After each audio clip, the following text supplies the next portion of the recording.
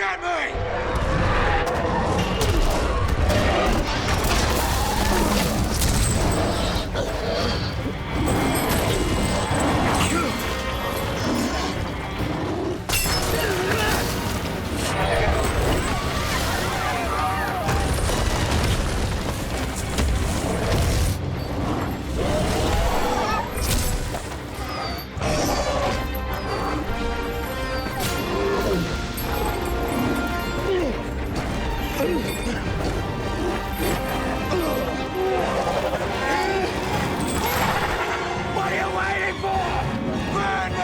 Firstly, we made a list of creatures from Greek mythology that would be the most interesting to see.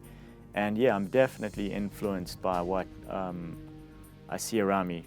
For the record, Kronos is not Kratos from fucking God of War 3. Like that, I saw that and I was like, oh, you just can't win. But that's not, that I had not played God of War 3. And then when I saw it, I was like, oh, I just must be in the air of that. But there's definite influences that, you know, in games, and I do love the effects. And I think a lot of concept art that's incredible happens in games too. So absolutely, those were an influence. I just wanted to see the most photorealistic creatures that I'd ever seen before. The first one, I always looked at him as a petulant teenager who's been told your whole life has been a sham and you're adopted, and he's angry and takes it out like I just said petulant teenager, but now he's obviously matured and has his own responsibilities, and I think part of him wants that family dynamic, but it's just very, very hard. It's over the many years of, you know, from abandonment to many years of kind of or discourse between them, it's very hard to kind of get that relationship back on track. My beloved brother now seeks reconciliation. We must forget the past, brother, and unite. Yes, but on my terms. Aside!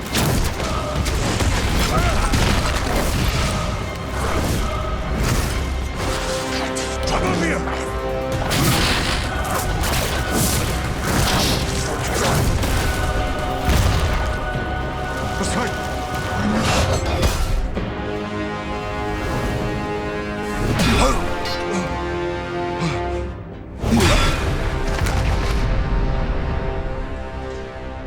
It has begun. So I think he's been festering with resentment since for 10 years, still determined to get his revenge on Zeus. So he's got an even more hardened and bitter heart when we meet him. But quite quickly in this, I like it that as Ares beats Zeus up, something in Hades shifts. I think he's getting his revenge, and as he's getting it, something in him is feeling that this sort of brotherly betrayal is maybe something he should question. My character is Aenor. He's the son of Poseidon, so he's a demigod, which means my father was immortal, my mother was mortal. A backstory I created for myself that you might be like, I don't want to hear that, but was that he was banished to the sea, became a mariner. It's something I discussed with Jonathan. We wanted to have that he was a great mariner in his own opinion, possibly, and hence the nickname, the Navigator. And you know, the personal journey I'm going on as Aenor is, you know, one of shunning part of my existence, and through going on an adventure with Perseus, accepting that being a complete person is a much better way to go forward. Please, do try and get over it. He wanted my hand in marriage. When I refused, he tried to run away with the crown jewels. I think it's my extraordinary eyes. Actually, you got the eyes of your father. Do you know his father? Yeah, as you know here, he's the son of the great god Poseidon. Mythology is set out for us, you know, as great stories. It's not factual, it's not historical, it's if it's at all factual, it's factual in its metaphorical sense, you know, and that's what these things are good for.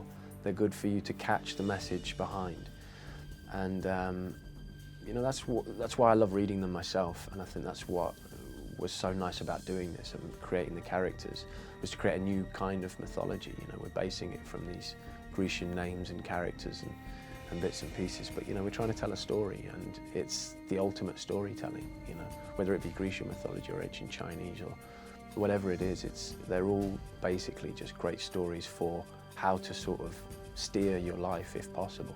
They represent something that